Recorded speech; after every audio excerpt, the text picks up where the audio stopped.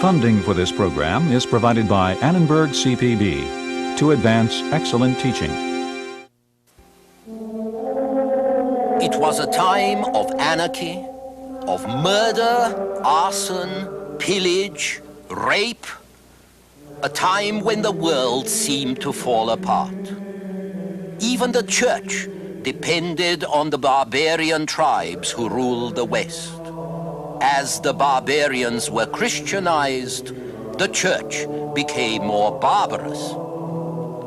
The Dark Ages, this time on the Western tradition.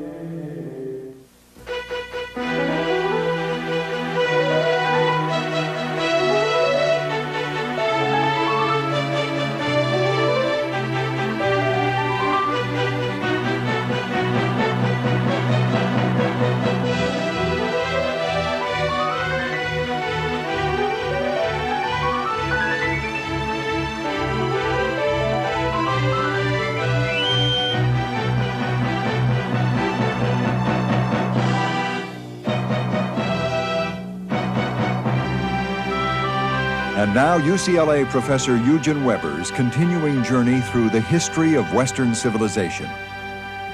The final collapse of the Roman Empire in the West came in the 5th century under the pressure of German barbarians.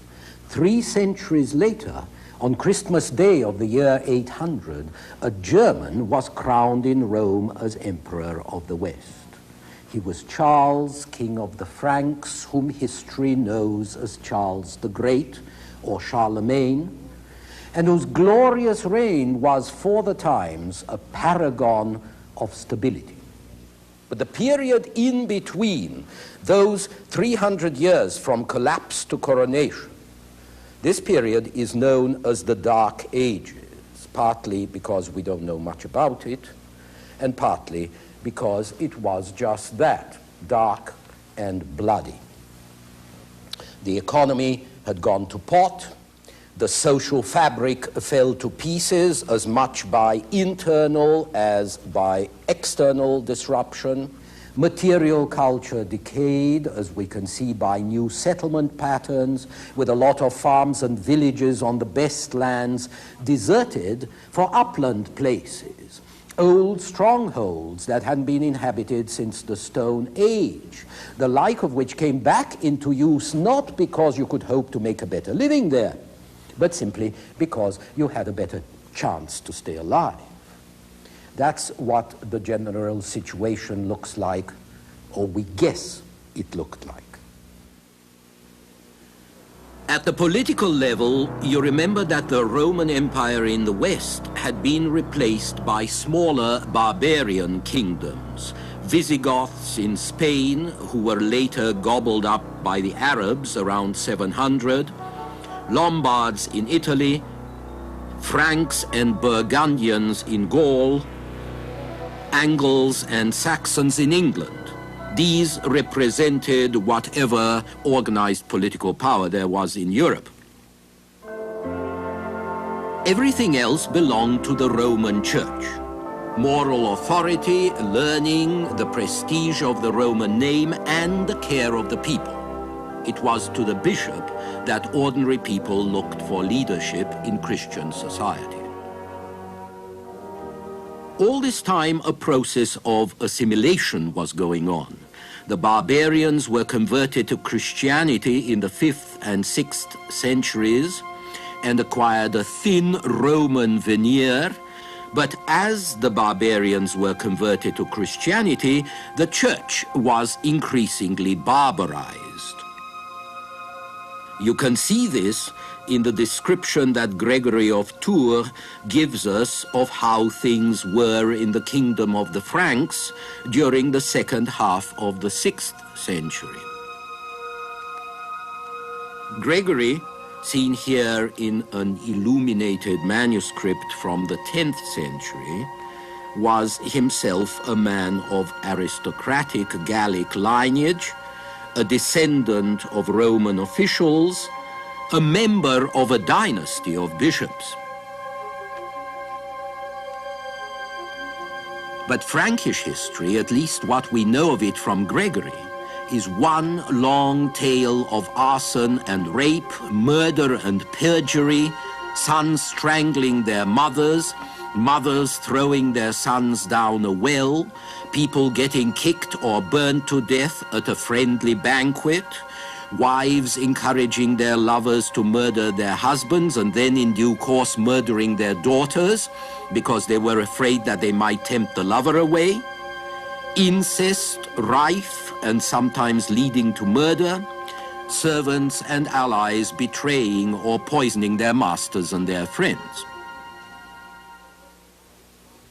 This all came to a high point, or rather low point, with the death of Queen Brunhildis, who was captured along with her 3 sons by her enemies, tortured for 3 days, and on the 4th paraded round the camp on a camel in what state you can imagine.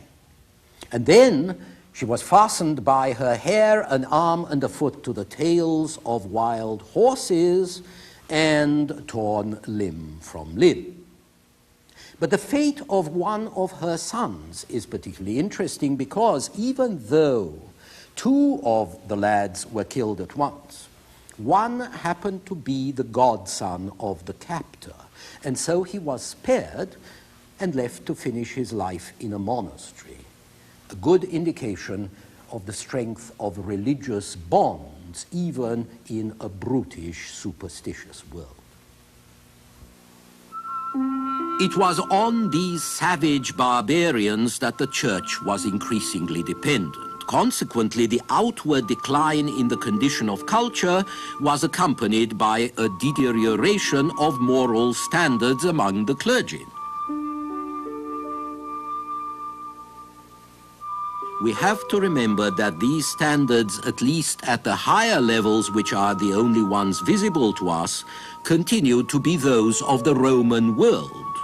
So we shouldn't be surprised that bishops had slaves and concubines as other gentlemen did. But we also find bishops who wear mail and sword under their vestments, presumably for ready use, and who despoil poor men of their holdings and sometimes of their wives as well.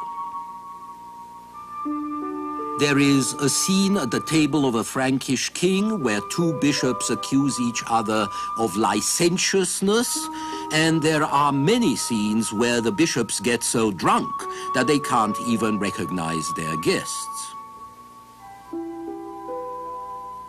The world which Gregory of Tours describes is a world of violence and corruption, in which rulers set the example of injustice and contempt for the law, and where even the barbaric virtues like loyalty and military honor are no longer preserved. In such a world, religion was able to maintain its power only by the terror and the awe that its supernatural prestige sometimes inspired, and by the threat of spiritual violence, which it used to protect itself from the physical violence of barbarism. Fear of the wrath of God, fear of the vengeance of the saints, these were the only things that might intimidate the lawless ruffians who were so common among the new ruling classes. This is the period when saints played their most important part. Here, for instance, is Saint Cuthbert, who once revived a dying baby with a kiss.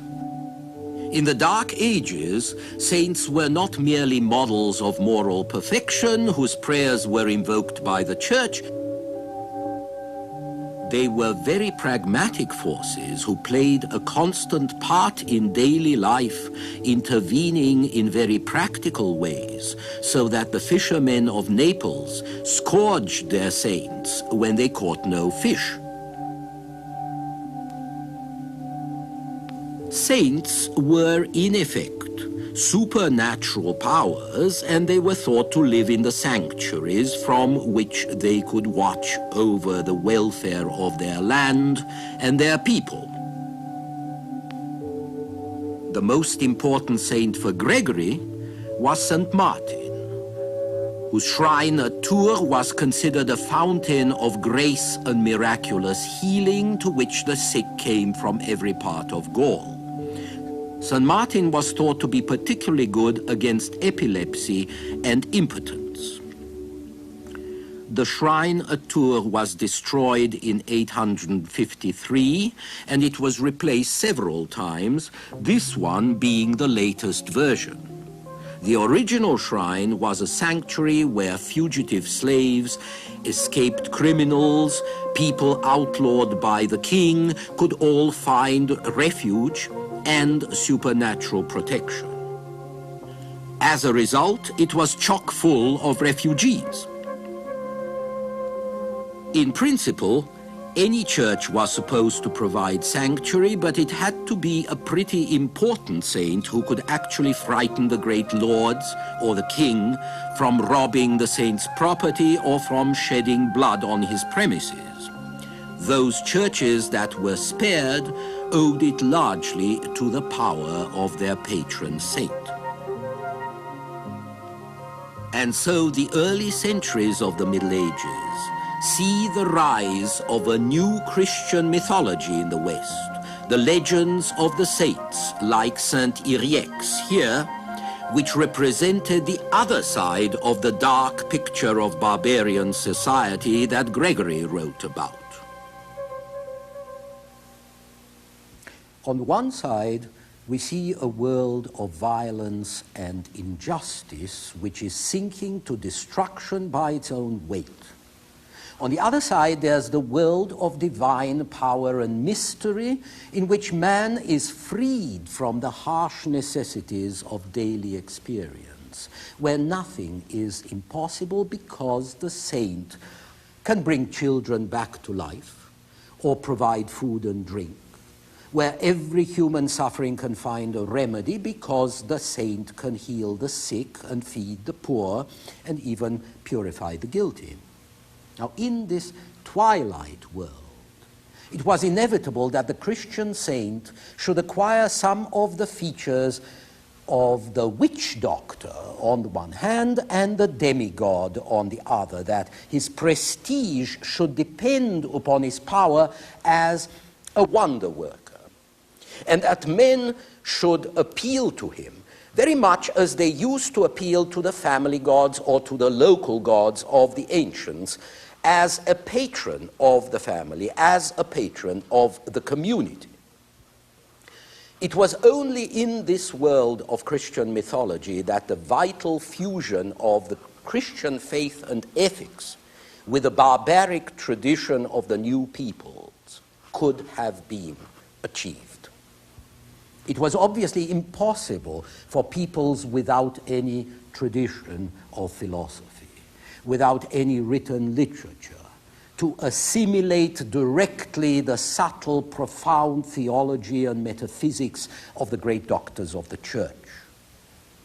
The barbarians could understand and accept the spirit of the new religion only when it was manifested to them, obviously, visibly, in the lives and the acts of men who seemed endowed with supernatural qualities.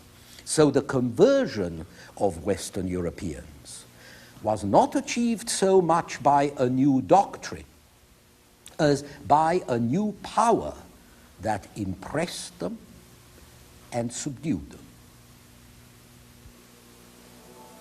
The Christian missionaries themselves were powerful personalities, brave, hardy, inspiring enthusiasm and trust. And there were women saints as well as men. Walburga, who practiced medicine among the Saxons and who is remembered on the night of May the 1st, Walpurgisnacht. And Saint Audrey, abbess of Ely, whose feast on June the 23rd was so popular that it became famous for its annual fairs. The cheap trumperies and necklaces on sale there gave the name to tawdry. Women also played an important part in the conversion of the pagans at the political level. In 496, a Catholic princess of Burgundy, Clotilda, married Clovis, king of the Franks, and helped to convert him to Christianity. 100 years later, Clotilda's great-granddaughter, Bertha, married and converted this man, Ethelbert, king of Kent, and their offspring carried Christianity from Kent to Northumbria. In 987, the Hungarians were Christianized by Stephen, later Saint Stephen, who was baptized by his mother and encouraged by his wife. This was not pillow talk, of course. It was a matter of alliances and political interests. But whatever the reasons, wives played an important role in such conversions. Then, once Christianity was accepted by the nobles, the Church's prohibition of incest began to change the political face of Europe. It meant that the network of royal marriages was going to spread from Ireland to Constantinople, from Castile to Novgorod, avoiding the disadvantages of inbreeding, but also intertwining a group of families highly selected for their abilities in government and war. And the Church's prohibition of polygamy meant that, theoretically at least, bastards were excluded from succession to the throne. Now, it took a long time to convince the ruling classes to abide by such exclusions. Still, gradually, it would no longer be necessary to murder all your brothers to be safe. Succession to the throne was clarified and stabilized, all of which had its uses. The main thing, however, is that the Western Church did not come to the barbarians with a civilizing mission, or with any promise of political and social progress. It came with a tremendous message of divine judgment and divine salvation. Humanity was born under a curse. It was enslaved by the dark powers of cosmic evil. It was sinking ever deeper under the burden of its own guilt. Now, this was obvious enough. And it was only by way of the cross, it was only by the grace of the crucified Redeemer, or better still, of Christ in majesty, that men could extricate themselves from the damned mass of unregenerate humanity, could escape from the wreckage of a doomed world. The world was falling to pieces, it was coming to an end, and so it was natural for Christians to turn their eyes to the other world, to the eternal city rather than to an earthly one, and to the Church, which offered the only avenue towards it. The argument was so convincing that while chaos continued and increased in the Western world, all the activities and the aspirations that we call cultural were concentrated in and on the Church, the tradition of Latin culture, the patterns of Christian life, were not going to be preserved or developed in the cities which fell more and more into ruins, but in monasteries.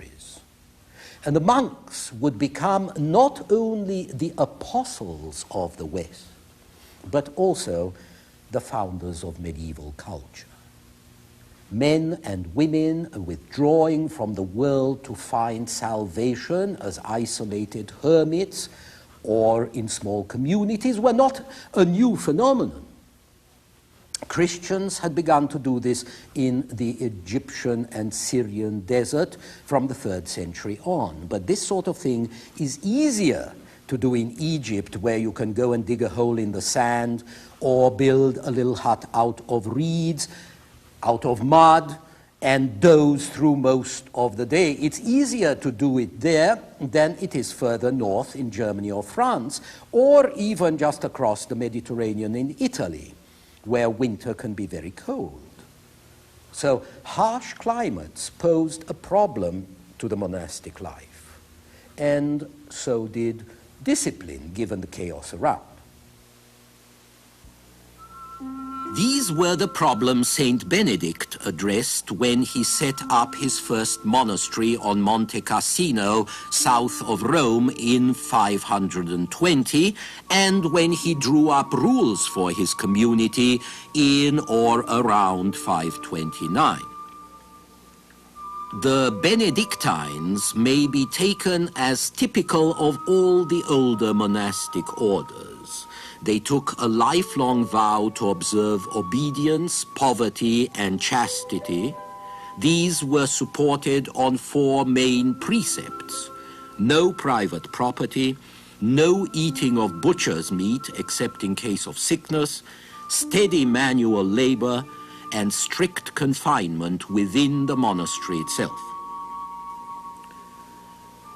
Benedict recommended 3 or 4 hours a day to be spent reading devotional books, although he made allowance for those who couldn't read.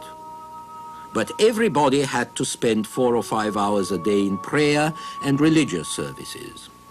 This public prayer became increasingly important as time went on, and the average monk did less and less manual work and concentrated on praying for his fellow men. So by a curious paradox, the monk who abandoned the world to save his own soul found that one of his major tasks was the job of interceding with heaven on behalf of his fellow men.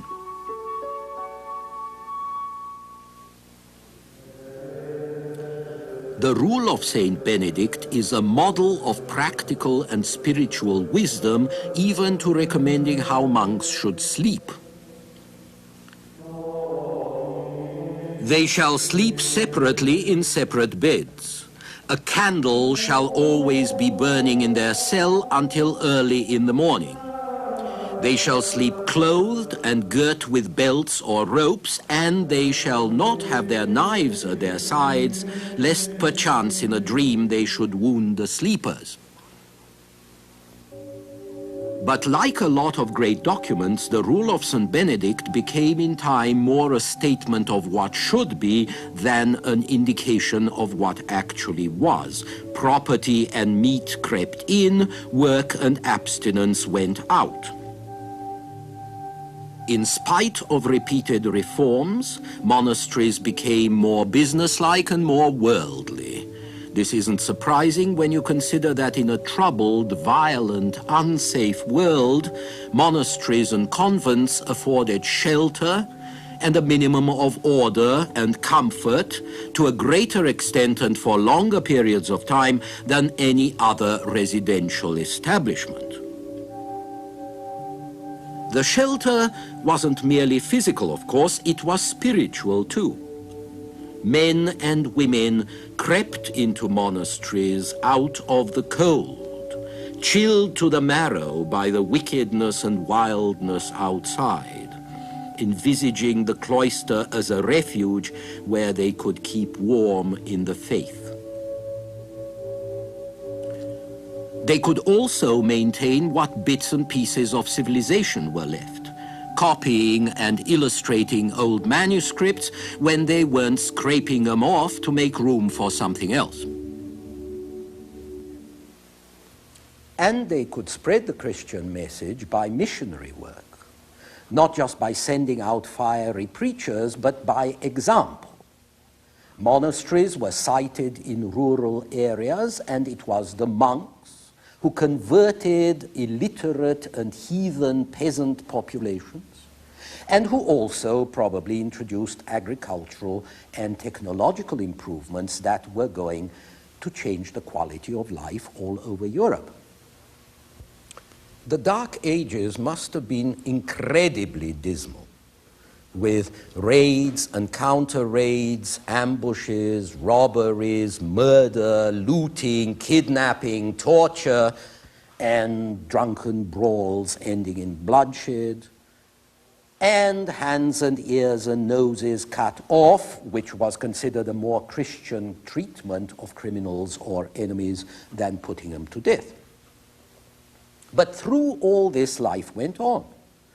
In burghs and monasteries and fortified manors, people maintained a minimal security. Merchants traveled on the old Roman roads. They were robbed once and twice, but they went on trading. Above all, men and women went on sowing, harvesting, driving the pigs into the forest, driving the cattle out to pasture to feed themselves and their masters as best they could. Next time, we shall see how the Dark Ages came to an end, although not the darkness.